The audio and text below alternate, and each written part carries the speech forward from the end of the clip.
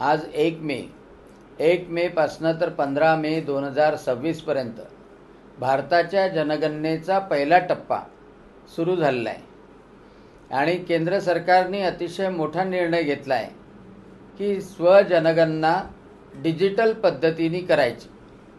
आणि आज अमरावती महानगरपालिकेच्या वतीनं अधिकारी वर्ग माझ्याकडे आलेला आहे, जनगणना अधिकारी आलेले आहे आणि या स्वगणनेच्या कार्यक्रमामध्ये मी सहभागी झालो।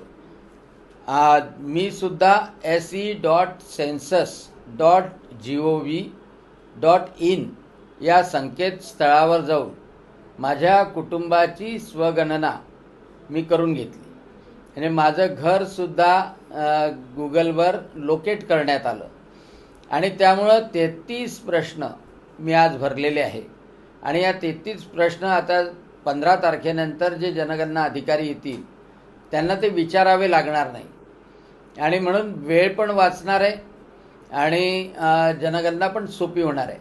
माननीय प्रधानमंत्री नरेंद्रजी मोदी यांनी या जनगणनेच्या संदर्भात डिजिटल करण्याच्या संदर्भात हा जो निर्णय घेतला तो यशस्वीपणे पूर्ण भारतात राबवला जाणार आहे।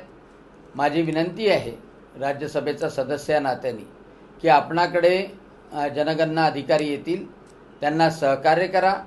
आपल्या मोबाईलमधून या वेबसाईटवर जाऊन आपली स्वगणना करा, सोपं आहे आणि ते ताबडतोब आपण करावं ही विनंती करतो, आवाहन करतो आणि या देशकार्यामध्ये आपण सर्वजण स्वगणनेमध्ये सहभागी व्हावं अशी पुन्हा विनंती करतो। जय हिंद, जय महाराष्ट्र।